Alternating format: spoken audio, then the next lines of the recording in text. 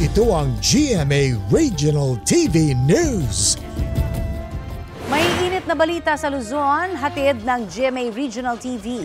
Patay ang isang lalaki matapos malunod sa Chico River sa bahagi ng Santo Niño, Cagayan. Chris, bakit daw nalunod? Connie, tinangkaraw kasi niyang hanapin at sagipin sa ilog ang nawawala niyang pamangkin. Ayon sa impormasyon ng Cagayan Provincial Information Office, dumalaw ang biktima at dalagitang pamangkin sa kanilang kaanak doon. Nagkayayaan daw sila at 5 iba pa na magpiknik at maligo sa ilog nitong Sabado.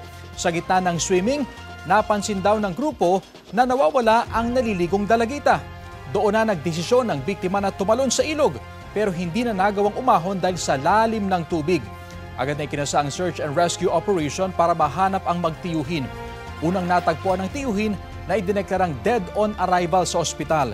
Kahapon naman na madaling araw na-recover ang bangkay ng dalagita. 30 metro ang layo kung saan sila naligo. Walang pahayag ang kanilang mga kaanak.